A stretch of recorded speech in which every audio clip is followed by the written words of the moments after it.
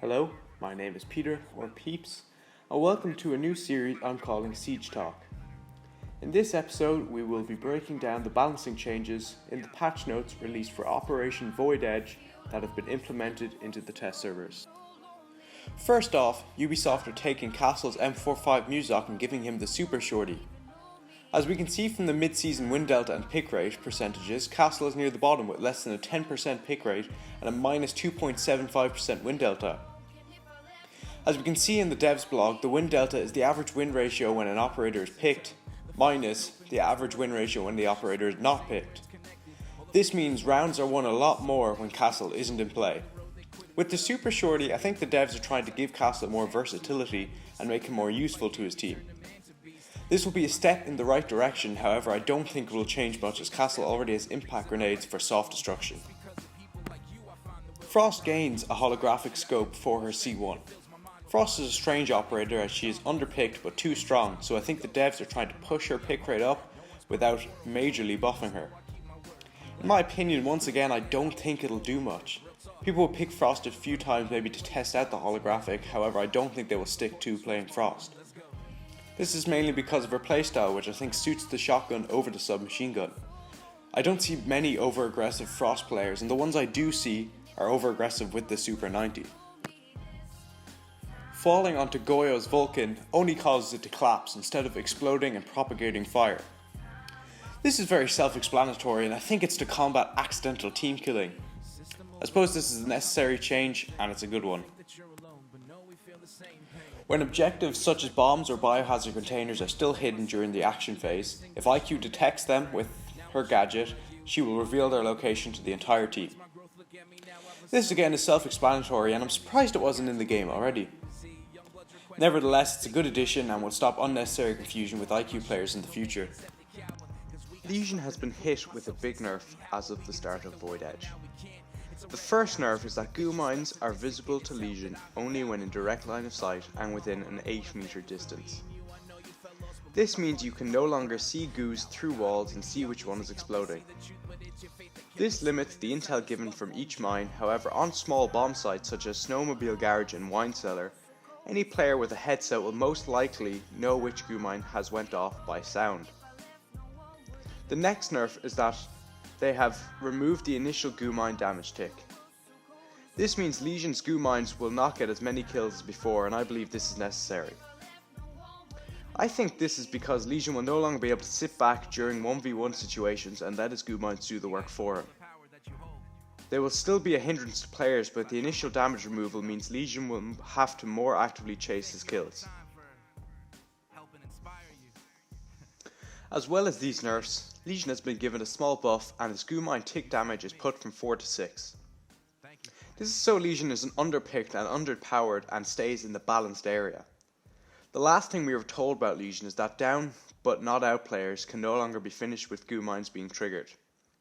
This is great for the small number of Frost mains out there who keep getting your trap kills stolen by Lesion. I think this is great for Lesion and will pull him down from being overpicked and overpowered and place him in a more balanced area. Twitch has also received a major nerf in this patch. Twitch drone. Twitch's drone will now use a chart system similar to Yokai drones instead of a set ammo count.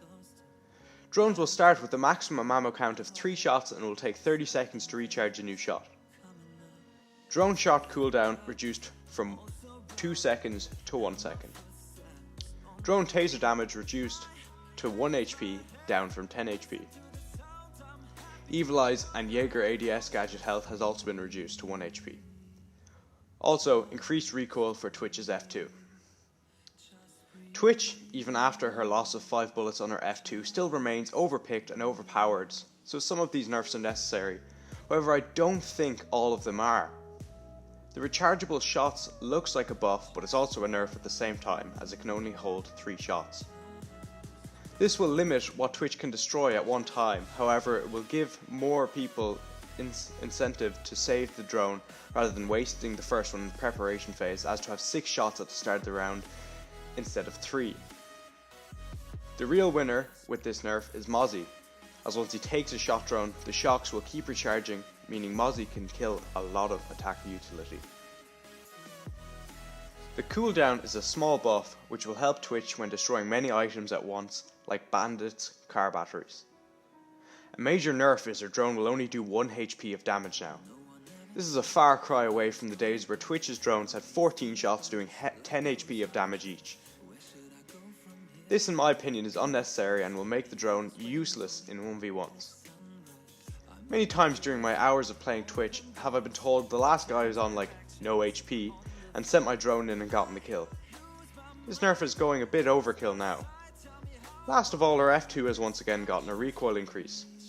The F2 is constantly referred to as the best gun in the game, and I think the 5 bullet loss has changed that so the nerf isn't necessary. Many people may disagree with my opinion with this nerf, but I believe Twitch won't be played as much and will be nowhere near as good. Warden's smart glasses will now run on a charge system and can be activated as long as there is more than 20% of his charge left. Activation lasts 10 seconds and needs 10 seconds for a full recharge. Cooldown is removed on Warden's use of his gadget.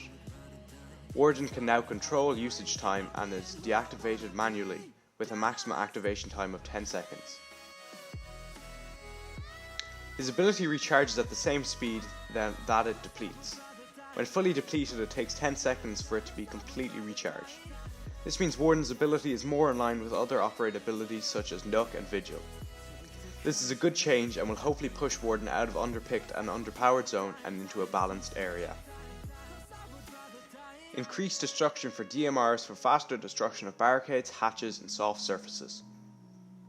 DMRs are for the most part the worst pick for many operators, with the exception of Dokebi. I think the devs are hoping to change this by making DMRs more versatile and adding a utility advantage to them. However, for the most part, the operator's other gun is very good and they don't need this soft destruction. Operators like Buck has a skeleton key, Blackbeard has his deagle and breaching charges, only to name a few. Vector damage increased from 23 from 21. Goyo is currently in a bad place. He is underpicked and underpowered. This small buff will push the vector's damage per second from 420 to 460. I am not sure what this buff will do, but it can only help Goyo, and it will make Mira stronger than she already is. Now, for the loadout changes. Dokebi, stun grenades replace frag grenades. Maverick, frag grenades replace stun grenades. Nook, frag grenades replacing claymore. Ying, frag grenades replacing claymore. Dokebi's recent buff has made her counter echo and has left her too overpowered in the devs' opinion, so some of her utility has been removed. However, I think stuns are a good choice for both her secondary weapons by enabling her to get close to her blinded opponents and take the close range fight. Maverick has needed a buff, so here's one. He has been given frags, which is great as they suit his ability very well.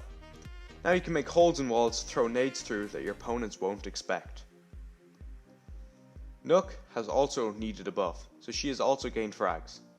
There's always a buff receiving frags, however they don't really suit Nook's stealthy ability. Along with the FMG damage increase, this may bring Nook really far up in the win percentage. Ying has been given frag grenades, I think this may be too overpowered. Ying now brings a lot of utility to the table and I think she will shoot from underpicked and underpowered to underpicked and overpowered. That's all the balancing changes for today. Thank you for watching the video.